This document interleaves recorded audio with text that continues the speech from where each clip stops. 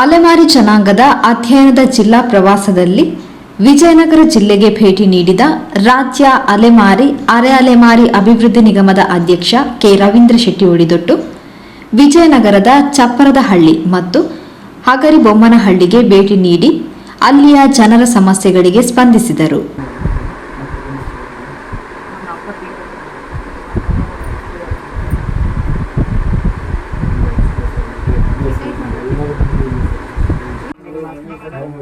ಇಲ್ಲಾಂದ್ರೆ ಮ್ಯಾಲ್ ಟ್ರಾಫಿಕ್ ಮಳೆ ಬರ್ಲಿದೆ. ಇಬ್ಬರು ಮಕ್ಕಳು ಒಬ್ಬರು 3rd ಸ್ಟ್ಯಾಂಡರ್ಡ್ ಓದ್ತಾನ, ಇದು 8ನೇ ಕ್ಲಾಸ್.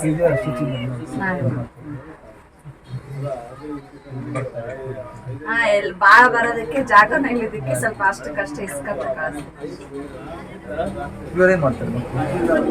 7ನೇ ಕ್ಲಾಸ್ ಹತ್ರ ಇವ್ರ ಪಕ್ಕದ ಇವ್ರ ಮನೆ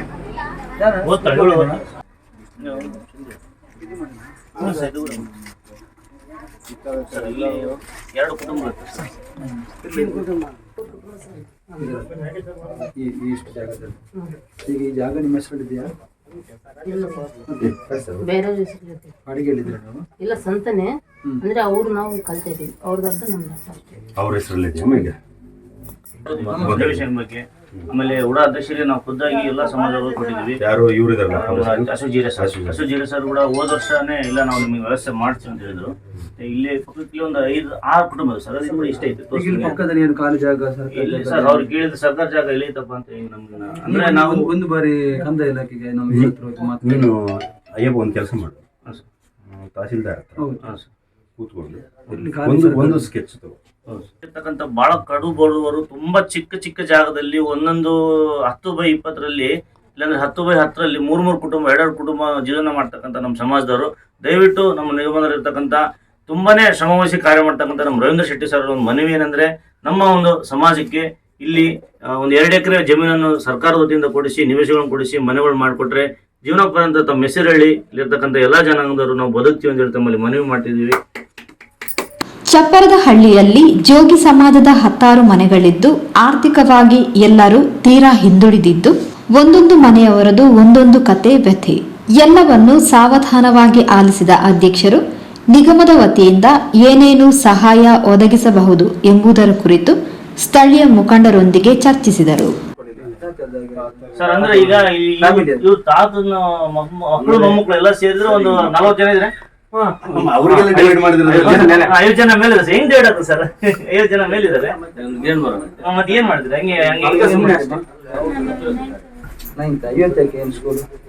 ಸ್ಕೂಲ್ ಹೋಗಿಲ್ಲ ಇವತ್ತು?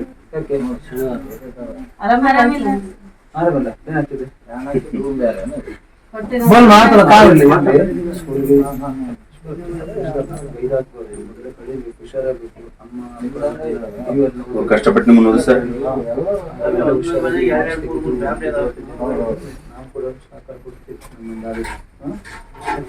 ನೀವೇನ್ ಮಾಡ್ತೀವಿ? 10th ಅಲ್ಲಿ ಎಷ್ಟು ಮಾರ್ಕ್ಸ್ ಇತ್ತು ನಿನಗೆ? 10th SSLC ಎಷ್ಟು ಮಾರ್ಕ್ಸ್ ಇತ್ತು? 70%. ಟೋಟಲ್ ಮಾರ್ಕ್ಸ್ ಎಷ್ಟು? 490. ಏನು ಆಯ್ತು ನಾನು ಮಾತಾಡ್ತೀನಿ. ಇವರನ್ನ ಬೀಗ ರಿಪೇರಿ ಮಾಡ್ತಾರೆ ಸರ್, ಅವ್ರ ಜೀವನ ನಡೆಸ್ಕೊಂಡಿದ್ದಾರೆ. ಮುಂದೆ ಮನೆ ಸರ್ ಇವ್ರ ಜೊತೆ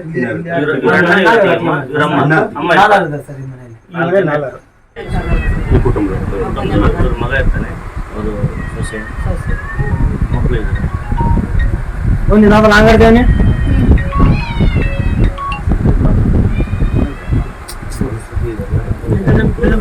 ಇವ್ರ ಅಡಿಗೆ ಇದರಲ್ಲಿ ಮತ್ತೆ ಆ ಮಕ್ಕಳಿಗೆ ಅವ್ರು ಓದೋದಲ್ಲಿ ಇಲ್ಲಿ ಎಷ್ಟು ವರ್ಷ? 50 ವರ್ಷದಿಂದ ಮತ್ತೆ ಮಾಡಿದ್ರು ಸರ್, ನಾವು 20 ವರ್ಷ ಆಯ್ತು ಸರ್.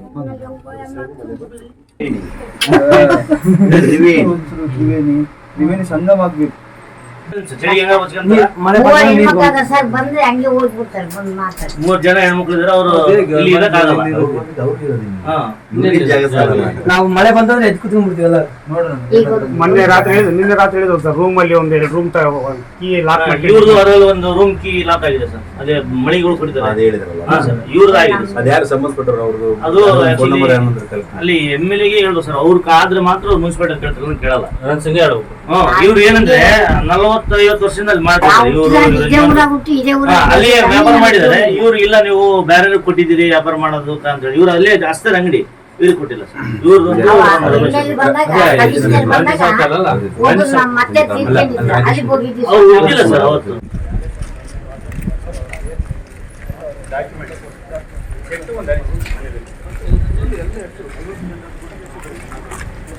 ಅಲ್ಲಿಂದ ಹಗರಿಬೊಮ್ಮನಹಳ್ಳಿಗೆ ಭೇಟಿ.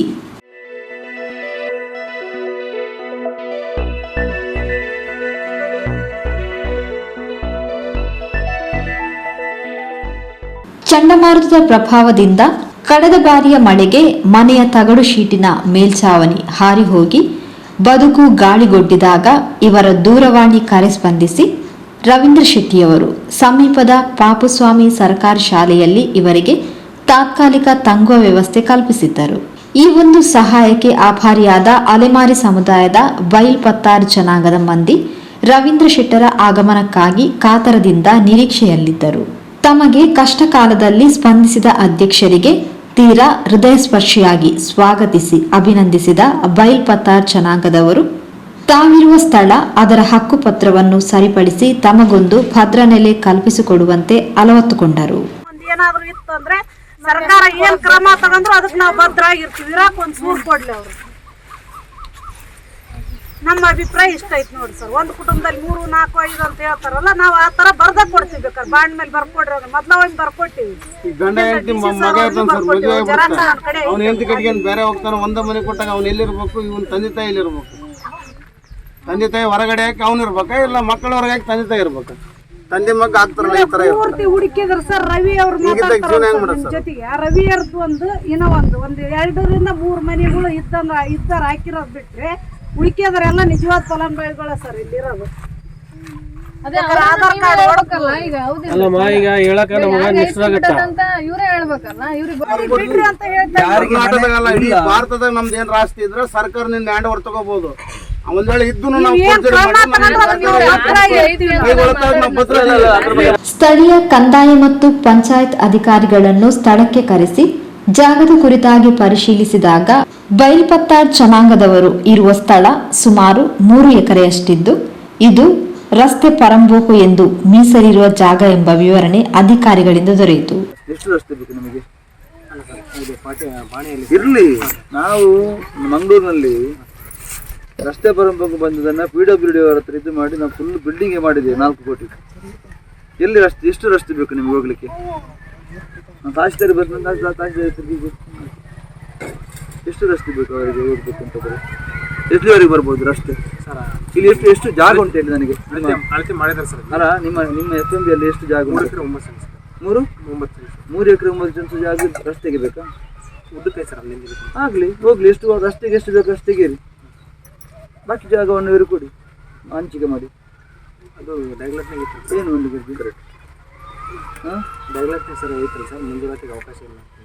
ಯಾವುದಕ್ಕೆ ಅಲ್ಲಣ್ಣ, ಈಗ ರಸ್ತೆಗೆ ಎಷ್ಟು ಜಾಗ ಬೇಕು ಅಷ್ಟು ನಾವು ತೆಗೆಯುವ.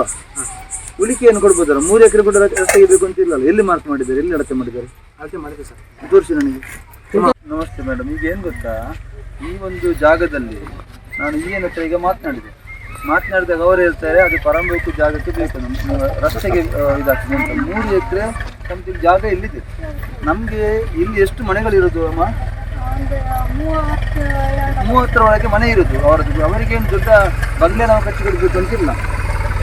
ಅವರಿಗೆ ಎಷ್ಟು ಒಂದು ಚಿಕ್ಕ ಪುಟ್ಟ ಮನೆಗಳಿಗೆ ಕಟ್ಟುವಂಥ ಸ್ಥಳವನ್ನು ಇದರಲ್ಲಿ ಮಾಡಬೇಕಮ್ಮ ನೀವು. ಆದಷ್ಟು ಬೇಗ ಅದಕ್ಕೆ ನನ್ನ ಕಡೆಯಿಂದ ಏನು ಬೇಕು ಮಾಡಬೇಕು ಅದನ್ನು ನಾನು ಮಾಡ್ತೇನೆ. ನೀವು ನಿಮ್ಮ ಲೆವೆಲಲ್ಲಿ ಅದನ್ನು ಆದಷ್ಟು ಬೇಗ ಅದಕ್ಕೆ ಇವರಿಗೊಂದು ಸಹಾಯ ಕಲ್ಪಿಸ್ಕೊಡ್ಬೇಕಲ್ಲ ಮೇಡಮ್. ಯಾಕೆ ಗೊತ್ತಾ, ನೋಡಿ ಮನೆಗಳನ್ನು ನೋಡುವಾಗಲೇ ಆಗ್ತದೆ. ನಾನು 9 ದಿನ ಹಿಂದೆ ಬಂದಿದ್ದೇನೆ. ಈಗೆಲ್ಲ ಬಿದ್ದು ಹೋಗಿದೆ. ಅದು ಮನೆನೇ ಅಲ್ಲ, ಗುಡಿಸಲು ಅಲ್ಲ, ಡೇರಿನೂ ಅಲ್ಲ, ಏನು ತಟ್ಟೆಯಲ್ಲಿ ವಾಸ ಮಾಡಿ ಕೂತಿದ್ದೀರಿ, ನಾವೆಲ್ಲ ಯಾವ ರೀತಿ ವಾಸ ಮಾಡ್ತೀವಿ? ಒಂದು ಚಿಕ್ಕ ಪುಟ್ಟ ಮನೆ ಕಟ್ಟಿ ಕೊಡ್ಬೇಕಲ್ಲ ನಾವು. ನೀವು ಫಸ್ಟಿಗೆ ಜಾಗದ ವ್ಯವಸ್ಥೆ ಒಂದು ಮಾಡಿ ಮತ್ತೆ ಮನೆಗಳದ್ದು ಮತ್ತೆ ನಾನು ನೋಡ್ತೀನಿ, ಆಯ್ತಾ? ಆದಷ್ಟು ಬೇಗ ಒಂದು ಮಾಡಿಕೊಡಿ. 3 ಎಕರೆಯಲ್ಲಿ ಕನಿಷ್ಠ 1 ಎಕರೆಯಷ್ಟು ಜಾಗವನ್ನು ಅಲೆಮಾರಿ ಸಮುದಾಯದ ಬೈಲ್ ಪತ್ತಾರ್ ಜನಾಂಗದವರಿಗೆ ನಿಗದಿಪಡಿಸುವಂತೆ ಸೂಚಿಸಿದ ನಿಗಮದ ಅಧ್ಯಕ್ಷರು ಇದರ ಕುರಿತು ಮೇಲಾಧಿಕಾರಿಗಳು ಮತ್ತು ಸಚಿವರೊಂದಿಗೆ ಸಮಾಲೋಚಿಸುವುದಾಗಿ ಭರವಸೆ ನೀಡಿದರು. ಅದೆಷ್ಟು ಉದ್ದಕ್ಕೆ ಬಂದಿರ್ತದೆ ನಾವು ಉದ್ದಕ್ಕೆ ಬೇಕು ಮಾಡ್ತೀವಿ ಅಂತ ಹೇಗಾದ್ರೂ ಮಾಡಿ. ಇವರು ಎಷ್ಟು ವರ್ಷ ಆಯ್ತಾ ಮೇಲೆ? 13 ವರ್ಷ ಆಯ್ತು. ನಾನು ಈ ಡಿ.ಸಿಗೆ ಕೂಡ ಲೆಟರ್ ಬರ್ತೀನಿ, ಪ್ರತಿ ಜಿಲ್ಲೆ ಡಿ.ಸಿಗೆ ಲೆಟರ್ ಬರ್ತೀನಿ. ಯಾರು 10 ವರ್ಷದಿಂದ ಬಂದು ಗುಡಿಸಲಾಕಿ ಕೂತಿದ್ದಾರೆ ಆ ಜಾಗವನ್ನು ಯಾವುದೇ ತಾಂತ್ರಿಕ ತೊಂದರೆ ಇಲ್ಲದಕ್ಕೆ ವ್ಯವಸ್ಥೆ ಮಾಡಿಕೊಂಡು ಮಾಡಬೇಕು ಅಂತ ಎಲ್ಲ ಜಿಲ್ಲಾಧಿಕಾರಿ ಮನವಿ ಮಾಡಿದೆ. ಲೆಟ್ರ್ ನಿಗಮದಿಂದ ಹೋಗಿದೆ. ಈಗ 10-15 ದಿವಸ ಆಯಿತು ಆ ಲೆಟ್ರ್ ಹೋಗಿ. ಅದನ್ನೀಗ ನಾನು ಮತ್ತೆ ಬಂದ. ಆದರೆ ನೀವು ಈಗ ಬೆನ್ನತ್ತು, ಈಗ ನಾನು ತಹಸೀಲ್ದಾರ್ ಹತ್ರ ಮಾತಾಡಿದ್ದೇನೆ. ಮತ್ತೆ ಒಂದು ಮಾತ್ರ, ಯಾವುದೇ ಕಾರಣಕ್ಕೆ ಬಂದು ಉಪದ್ರ ಮಾತ್ರ ನೀವು ಕೊಡಬಾರ್ದು. ನಾನೇ ಬಂದು ಇಲ್ಲಿ ಕೂತ್ಕೊಳ್ತೀನಿ. ಇಲ್ಲಿ ಬಂದು ನೀವು ಮತ್ತೆ ನನ್ನ ಹತ್ರ ಅವ್ರು ಹೋಗ್ಬೇಕು ಎಲ್ಲಿಗೆ ಹೋಗ್ಬೇಕು ಅವರು? ನನ್ನ ಕೋಪ ಹೊರ್ತು ಕುಶಲಲ್ಲ ನಾನು ಮಾತನಾಡೋದು. ಯಾವ ಅಧಿಕಾರಿ ಬರಲಿ, ಮತ್ತೆ ಪಕ್ಷ ನಮ್ದು, ಸರ್ಕಾರ ನಮ್ದಿದೆ, ನಾನು ಮಾತ್ರ ಖಂಡಿತವಾಗಿ ಬಂದು ಇಲ್ಲಿ ಕೂತ್ಕೊಳ್ತೀನಿ. ಇಲ್ಲಿಗೆ ಗಾಳಿ ಮನೆ ಬಂದಾಗ ಹೋಗಿ ನಿಮ್ಮ ಬಿಡುಕು ಬಿಡಾರ ತಗೊಂಡು ಹೋಗಿ ಅಂತ ಹೇಳಿದ್ರೆ ಅದು ಆ ಕೆಲಸ ಮಾಡಬಾರ್ದು. ನೀವು ಹೇಳ್ಬೇಕೇನು? ಇರಿ, ನಾವು ಮಾಡ್ತೀವಿ ಅಂತ ಆಯ್ಕೆ ಮಾಡ್ಬೇಕು. ಅಮ್ಮ ಅಣ್ಣ, ನಾನು ನಿಮಗೆ ಕೇಳಿದ, ನೀವು ನೇರವಾಗಿ ನಿಮ್ಮ ಅಧಿಕಾರಿಗಳ ಹತ್ರ ಹೇಳಿ. ರವೀಂದ್ರ ಶೆಟ್ಟಿ ಅಲೆಮಾರಿ ಅಭಿವೃದ್ಧಿ ಅಧ್ಯಕ್ಷರಿದ್ದಾರೆ, ನೀವು ಇರಿ. ಅವರು ಏನಾದರೂ ನಷ್ಟನ ಏನೋ ಮಾಡ್ಕೊಳ್ತಾರೆ. ಬಂದ ತಕ್ಷಣ ನೀವು ಇಲ್ಲಿಂದ ಹೋಗಿ ಅಂತ ಎಲ್ಲಿಗೆ ಹೋಗ್ಬೇಕು? ಅವರು ಸರ್ಕಾರ ಯಾರ್ದು? ನಮ್ದು ಖಾಸಗಿ ಜಾಗ ಏನಲ್ಲ. ಖಾಸಗಿ ಜಾಗದವರು ಕೊಟ್ಟಿದ್ದಾರೆ. ಉದಾಹರಣೆ ಬೇಕಾ ನಿಮಗೆ? ದಾವಣಗೆರೆನಲ್ಲಿ ಅದಡಿ ಗ್ರಾಮದಲ್ಲಿ ಅಲ್ಲಿ 6th ಮೈಲ್ಗೆ ಹೋಗಿ 6ನೇ ಕ್ರಾಸ್, ಅಲ್ಲಿ ಖಾಸಗಿ ಜಾಗದಲ್ಲಿ 49 ಕುಟುಂಬದ ಜಮೀದಾಸರು ಮನೆ ಮಾಡಿ ಕೊಟ್ಟಿದ್ದಾರೆ. 32 ವರ್ಷ ಆಯ್ತು. ಇದು ಸರ್ಕಾರಿ ಜಾಗ. ನೀವು ಎದ್ದು ಓಡಿ ಅಂತ ಹೇಳಿದ್ರೆ ಯಾರಿಗೆ? ಯಾರು ಅಧಿಕಾರಿ? ನಾನು ಒಂದು ಮಾತು ಹೇಳ್ತೀನಿ ಬಹಳ ಸ್ಪಷ್ಟವಾಗಿ, ಸರ್ಕಾರ ನಮ್ದಿದೆ, ಗೊತ್ತಾಯ್ತಲ್ಲ. ಮತ್ತೆ ಇನ್ನು ಯಾವುದೇ ಸರ್ಕಾರಗಳು ಬರಲಿ, ನಮ್ಮದೇ ಸರ್ಕಾರ ಬರುವುದು ದೇವರ ದಯದಿಂದ. ನಾನು ಮಾತ್ರ ಈ ದೇವರನ್ನು ಬಂದು ವಿಪತ್ತನ್ನು ಕೊಡ್ತೇನೆ. ಯಾರಮ್ಮ ಹೇಳಿದ್ವಿ? ಅಧಿಕಾರಿ ಹೇಳಿ ಬರ್ತೀವಿ ಹೇಳ್ತಾರೆ, ಯಾರಾದ್ರು ಬಂದು ಹೇಳ್ತಾರೆ? ಯಾರು ಹೇಳುದಿಲ್ಲ. ನನ್ನ ಗಮನಕ್ಕೆ ನೀವು ತಿಳಿದಲ್ಲ. ಈಗ ಈ ಏನು ಮಾಡ್ಲಿಕ್ಕೆ ಆಗೋಯ್ತು ಕೂಡ. ಅದಕ್ಕೆ ನಾನು ಹೇಳಿದ್ದು, ನೀವೀಗ ಆದಷ್ಟು ಬೇಗ ಇದಕ್ಕೆ ಒಂದು ತಹಶೀಲ್ದಾರ್ ಮನೆಗಾರ ಹತ್ರ ನಾನೀಗ ಫೋನಲ್ಲಿ ಮಾತಾಡಿದ್ದೇನೆ. ಒಟ್ಟು ಎಷ್ಟು ನಮ್ಮ ಮಾರ್ಗಕ್ಕೆ ಬೇಕು, ನಮ್ಗೆ ಉದ್ದಕ್ಕೂ ಕೂಡ ಆಗ್ಬೋದು, ಯಾವುದು ಆಗ್ಬೋದು. ಇಷ್ಟು ಜಾಗವನ್ನು 32 ಮನೆ ಬರುವ ರೀತಿಯಲ್ಲಿ ದೊಡ್ಡ ಮಣ್ಣ ಬಂಗ್ಲೆ ಕೂಡ ಕೇಳುವುದಿಲ್ಲ. ಒಂದು ಅಡಿಗೆ ಕೋಣೆ, ಒಂದು ಅವರಿಗೆ ಬಂದಾಗ ಒಂದು ಹಾಲ್, ಒಂದು ಬೆಡ್ರೂಮ್, ಅಷ್ಟು ಮಾಡಿಕೊಡಿ. ಅಷ್ಟಿಗೆ ಜಾಗ ಅಳತೆ ಮಾಡಿಕೊಡಿ. ಮನೆ ಕಟ್ಟೋದು ಎಷ್ಟು ಮತ್ತೆ ನಾನು ನೋಡ್ತೀವಿ. ಫಸ್ಟಿಗೆ ಜಾಗ ಅಲಾಟ್ಮೆಂಟ್ ಆಗಲಿ, ಹಕ್ಕುಪತ್ರ ವಿತರಣೆ ಮಾಡಿ, ಆಯ್ತಾ? ಅಲ್ಲ ಸರ್, ಇದೆಲ್ಲಿ ಬರುತ್ತೆ ಈಗ? ಬರೀ ಸರ್ಕಾರ ಅಂತ ಇರೋದು ಎಲ್ಲಿ ಬರ್ತೀವಿ? ನಂಬರ್ 3-9 ಇದು ಬರುತ್ತೆ. ಅಲ್ಲ ಸರ್, 3-9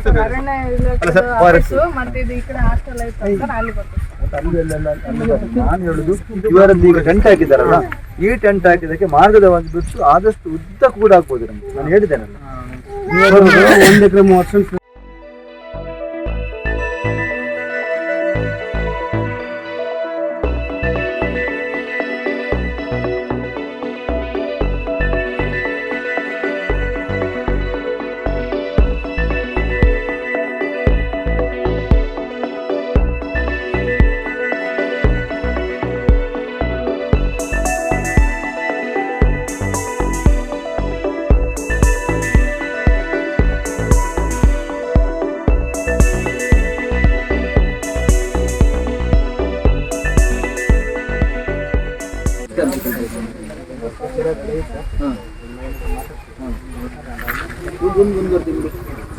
ಹೆಚ್ಚು ಅಂದ್ರೆ ಆಯ್ತಾ? ಅಂತ ಸಂದರ್ಭ ಬಂದ್ರೆ PWD ಮಿನಿಸ್ಟ್ರಿ ಕೂಡ ಮಾತಾಡೋಣ. ಮತ್ತೆ ನಾವು ಮಾತಾಡ್ತೇವೆ ಎಲ್ಲ ನಿಮ್ಮ ಹಂತದಲ್ಲಿ ಎಲ್ಲ ಮುಗಿದ್ರೆ ಬಾಂಬೆ ಹೋಯ್ತು ಸರ್. ಇವು 3ನೇ ಸ್ಥಾನ, ಅವ್ನು ಸೆಕೆಂಡ್ ನೋಡ್ಕೊಂಬ ಸರ್. ಬಾಂಬೆ ಸರ್ ಕಡೆಗೆ ಅದಾವ ಸರ್ ಸರ್ಟಿಫಿಕೇಟ್ ಎಲ್ಲ ಕೊಟ್ಟಿಲ್ಲ ಸರ್ ಅವರು. ಒಂದು ಮೆಡಲ್ ಬ್ಯಾಗ್ನಾಗ.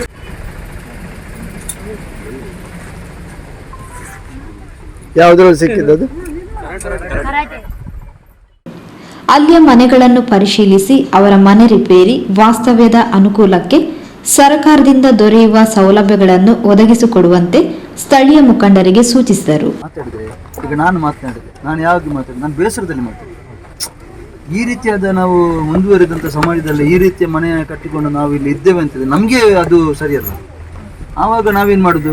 ಅವರು ಮನುಷ್ಯರಲ್ವ, ಅವರಿಗೆ ಕೂಡ ಒಂದು ಆಶ್ರಯ, ನಾವು ಒಂದು ಕೂತ್ಕೊಳ್ಬೇಕು ಎಂಬ ಆಸೆ ಇರುತ್ತೆ. ಅದಕ್ಕೆ ನಾವು ನಮ್ಮಿಂದ ಏನು ಸೇವೆಯನ್ನು ಮಾಡಲೇಬೇಕು. ಆ ಒಂದು ಇಲ್ಲಿ ಬಂದು ನೋಡಿದ ಪರಿಸ್ಥಿತಿ ನೋಡುವಾಗ ನಾವು ಉದ್ಯೋಗದಲ್ಲಿ ಮಾತಾಡ್ತೀವಿ, ನಮಗೆ ನಿಮ್ಮ ಗೌರವ ಇದು ಪ್ರೀತಿ ಎಲ್ಲ ಇದೆ.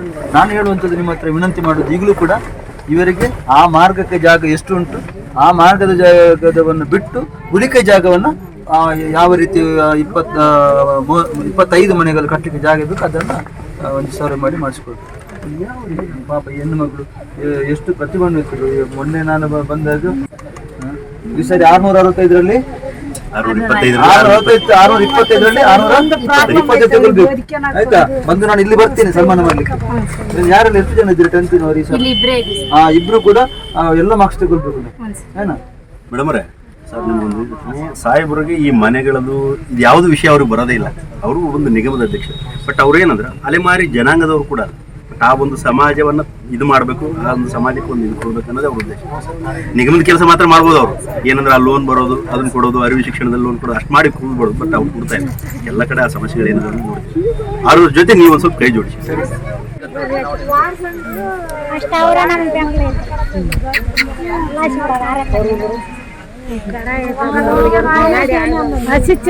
ಕರಪ್ಷನ್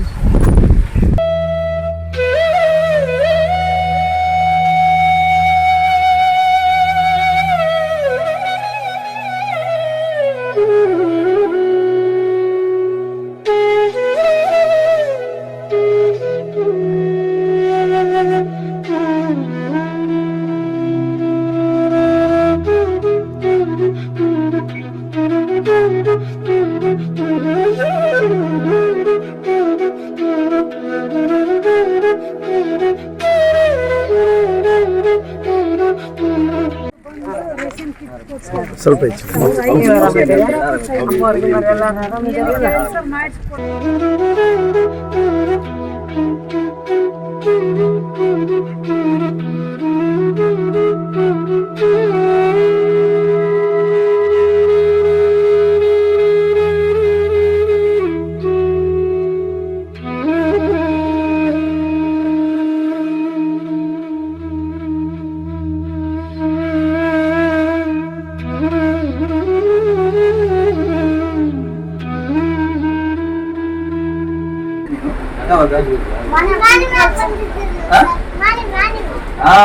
ಆನ್ವಿಲ್ ನೋಡೋದನ್ನು ಮಾತಾಡಿದೆ, ನನಗೆ ಗೊತ್ತಿದೆ.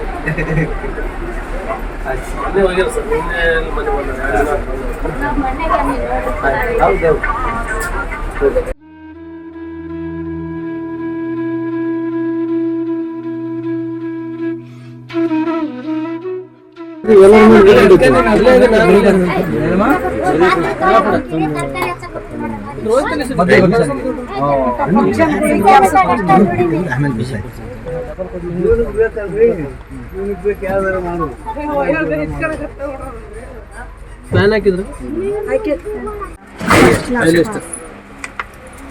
ಒಂದು 3 ಮುಸ್ಲಿಂ ಹುಡುಗ್ರು ಸರ್, ಒಂದು ಲಿಂಗಾಯತ್ ಹುಡುಗಿ. ರಾಕೇಶ್ ಇಲ್ಲೇ ಅದ ಒಂದು ಸವಾಲು ಎಲ್ಲ ತೆಗಿಬೇಕು. ನಮ್ಮ ಅಲೆಮಾರಿಗಳನ್ನು ಯಾರು ಇದು ಮಾಡ್ತಾರೆ ಎಲ್ಲ ಅವಳೈತಲ್ಲ ಸರ್, ನಾವ್ ಏನ್ ಹೇಳ್ತೀವಿ ಅದನ್ನ ಕೇಳ್ತಾವ. ನಾವೇನ್ ಹೇಳ್ತೀವಿ ಅದನ್ನ ಇದೇ ಮಾಡ್ಬೇಕು, ಅದೇ ಮಾಡ್ತಂತ. ಪೊಲೀಸ್ ಅವ್ರಿಗೊಂದು ಮನಸ್ಸಲ್ಲಿ ಇರ್ತದೆ. ಪೊಲೀಸ್ ಆಗ್ಬೇಕಂತ ಹೇಳಿದ್ರ ನಮ್ಮ ಹುಡುಗರು ಹಾಕಿವ್ ಸರ್, ನೋಡ್ಬೇಕು ರ್ಯಾಲಿ ಐತೆ ಅಂದಾರ. ಇಷ್ಟಾಗ CRPF BSF ಎಸ್ಎಲ್ಸಿಯಲ್ಲಿ ಅತ್ಯಧಿಕ ಅಂಕ ಗಳಿಸಿದ ಬೈಲ್ಪತ್ತಾರ್ ಜನಾಂಗದ ಕುಮಾರಿ ಕಾವೇರಿಯನ್ನು ಈ ಸಂದರ್ಭ ಶಾಲು ಹೊದಿಸಿ ರವೀಂದ್ರ ಶೆಟ್ಟರು ಅಭಿನಂದಿಸಿದರು.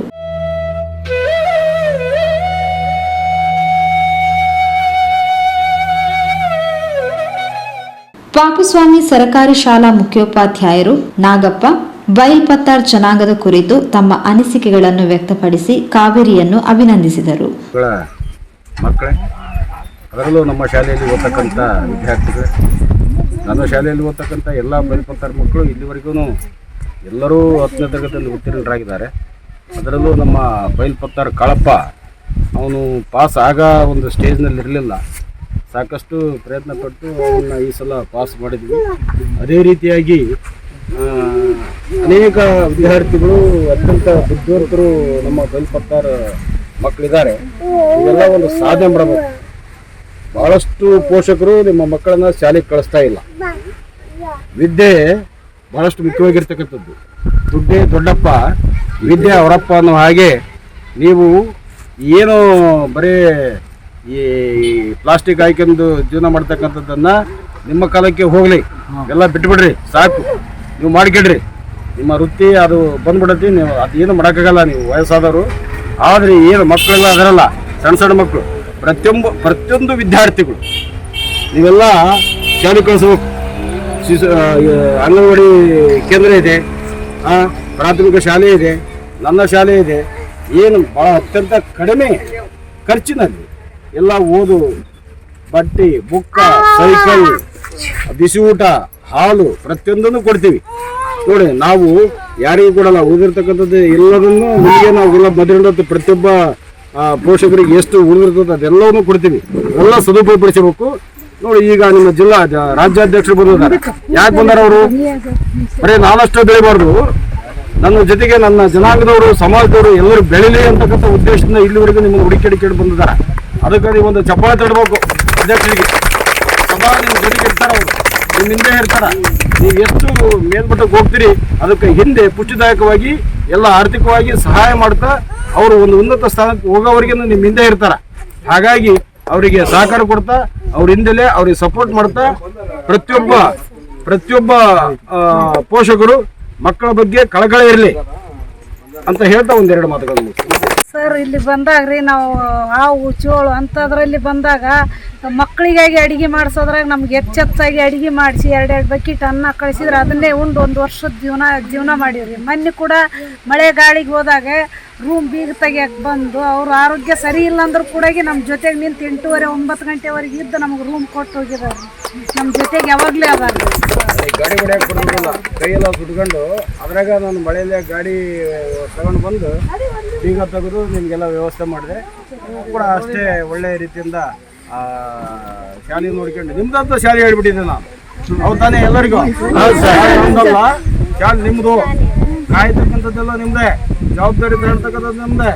ಇದು ನಿರಂತರವಾಗಿ ನಿಮ್ಮದು ಶಾಲೆ. ನಾನು ಇನ್ನೊಂದು 2 ವರ್ಷಕ್ಕೆ ನಂದಲ್ಲ ಶಾಲೆ, ನಾನು ನಿವೃತ್ತಿ ಆಗ್ತೀನಿ. ಯಾವತ್ತಿಗೂ ಸದಾ ಇರಬೇಕು. ಇವನು ಯಾವತ್ತಿಗೂ ನನ್ನ ಜೊತೆ ಇರ್ತಾನೆ, ಕೊಡ್ತಾನೆ. ಊಟ ಮಾಡಿದಪ್ಪ ಅಂದ್ರೆ ಅವನು ಸಹ ಊಟ ಮಾಡಿದ್ವಿ, ಈಗ ತಗೊಂಡೋಗಿ ಎಲ್ಲರಿಗೂ ಕೊಟ್ಟು ಊಟ ಮಾಡ್ತಾನೆ ಅಂತಾನೆ. ಎಸ್ಎಲ್ಸಿ ವಿದ್ಯಾರ್ಥಿನಿ ಮುತ್ತಮ್ಮ ಸ್ವಾಗತಿಸಿ ರವೀಂದ್ರ ಶೆಟ್ಟರಿಗಾಗಿ ಸ್ವರಚಿತ ಕವನವೊಂದನ್ನು ವಾಚಿಸಿದಳು. ಅಲೆಮಾರಿ ಅಧ್ಯಕ್ಷರಾದಂತಹ ಶ್ರೀ ಕೆ ರವೀಂದ್ರ ಶೆಟ್ಟಿ ಸರ್ ಅವರಿಗೆ ಹೂಗೊಚ್ಚು ಕೊಡುವುದರ ಮೂಲಕ ಸ್ವಾಗತವನ್ನು ಕೋರುತ್ತಿದ್ದೇನೆ.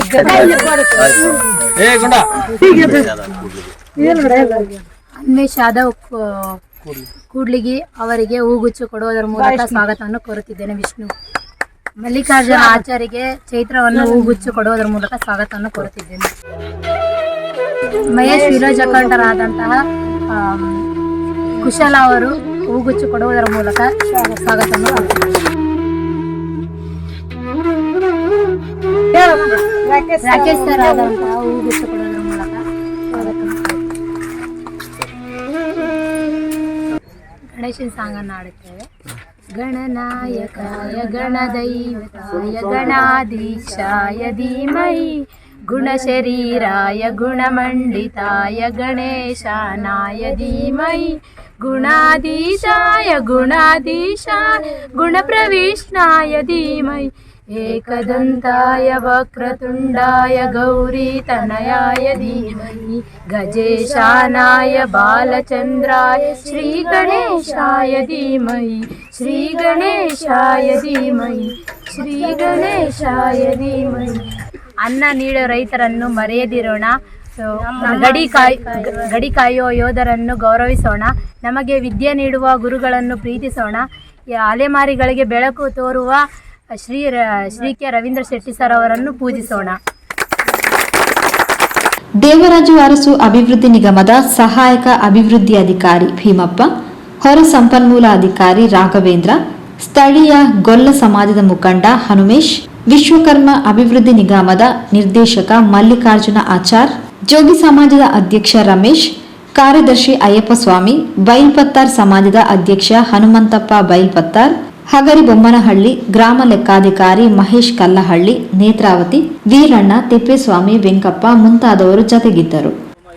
ನಮ್ಮ ಹಗರಿಬೊಮ್ಮನಹಳ್ಳಿಯ ಈ ಪಾಪಪಟ್ಟಣ ಶಾಲೆಯ ಹತ್ತಿರ ಇರತಕ್ಕಂಥ ಈ ಒಂದು ಬೈಲ್ಪತ್ತಾರ್ ಸಮಾಜದವರ ಏನು 10 ಶೀಟನ್ನೆಲ್ಲ ಹಾಕೊಂಡು ಜೀವನವನ್ನು ಸಾಗಿಸುತ್ತಿರುವಂಥ ಅತ್ಯಂತ ದುಸ್ಥಿತಿಯಲ್ಲಿ ಗಾಳಿ ಮಳೆಯನ್ನು ಅದನ್ನು ಎದುರಿಸಿಕೊಂಡು ಒಟ್ಟು ಬಹಳ ಕಷ್ಟಕರವಾದ ಜೀವನವನ್ನು ಸಾಗಿಸಿಕೊಂಡು ಅದರ ಜೊತೆ ತಮ್ಮ ಮಕ್ಕಳನ್ನು ತಮ್ಮ ಕುಟುಂಬದವರನ್ನು ಜೀವನವನ್ನು ಸಾಗಿಸುವಂಥ ಈ ಒಂದು ಕುಟುಂಬವನ್ನು ನೋಡುವಾಗನೇ ನನಗೆ ಬೇಸರ ಆಗ್ತದೆ. ಆದ್ರೂ ಕೂಡ ಆ ಕಷ್ಟದ ಎಡೆನಲ್ಲೂ ಕೂಡ ಇವತ್ತು ಕಾವೇರಿ ಕಳೆದ SLC ಪರೀಕ್ಷೆಯಲ್ಲಿ ಅತಿ ಹೆಚ್ಚು ಅಂಕಗಳನ್ನು ತೆಗೆದು ನಮ್ಮ ಸರ್ ಈಗ ಹೇಳಿದಂತೆ ಒಂದು ಇಡೀ ಅಲೆಮಾರಿ ಸಮಾಜಕ್ಕೆ ಒಂದು ಹೆಸರನ್ನು ಕೊಟ್ಟಂತ ಮಗು ಕಾವೇರಿ ಅವರನ್ನು ನಾವು ನಮ್ಮ ಕರ್ನಾಟಕ ರಾಜ್ಯ ಅಲೆಮಾರಿ ಮತ್ತು ಅಲೆಮಾರಿ ಅಭಿವೃದ್ಧಿ ನಿಗಮದ ವತಿಯಿಂದ ನಾವು ಅಭಿನಂದನಿಸುತ್ತಿದ್ದೇನೆ. ಅದರ ಜೊತೆಗೆ ಕಾವೇರಿ ಹಿಂದೆ ಗುರಿ ಇದ್ದಾರೆ, ಮುಂದೆ ಏನಿರ್ಬೇಕು ನೋಡಿ. ಅದೇ ಸಂದರ್ಭಕ್ಕೆ ನಿನ್ನ ಮಾಸ್ಟರ್ ಬಂದ್ರು, ನೀನು ಕೂತಿದ್ದಿ, ಮುಂದಕ್ಕೊಂದು ಗುರಿಯನ್ನು ಇಟ್ಕೊ, ಖಂಡಿತವಾಗಿ ನಿನ್ನ ಗುರಿಯನ್ನು ಸಾಧಿಸುವಂತ ಕೆಲಸವನ್ನ ಮಾಡ್ತೀಯಮ್ಮ. ದೇವರು ಖಂಡಿತವಾಗಿ ನಿಮಗೆ ಒಳ್ಳೇದು ಮಾಡ್ಲಿ. ಅದೇ ರೀತಿ ನಮ್ಮ ಮುತ್ತಮ್ಮ ಮತ್ತೆ ಎಲ್ಲ ಮಕ್ಕಳು ಕೂಡ ಇಳಿಯತಕ್ಕಂಥ ನಮ್ಮ ಅಲೆಮಾರಿ ಬೈಲ್ಪತ್ತಾರ್ ಮಕ್ಕಳು ಎಲ್ಲ ಸಾಧನೆಯನ್ನ ಮಾಡಿರ್ತಕ್ಕಂಥವ್ರು. ನಿಮ್ಗೆಲ್ಲರಿಗೂ ಕೂಡ ಒಳ್ಳೇದಾಗ್ಲಿ, ನಮ್ಮ ಇಡೀ ಅಲೆಮಾರಿ ಸಮಾಜಕ್ಕೆ ಒಳ್ಳೇದಾಗ್ಲಿ ಅಂತ ಈ ಸಂದರ್ಭದಲ್ಲಿ ಪ್ರಾರ್ಥನೆ ಮಾಡ್ತೀವಿ.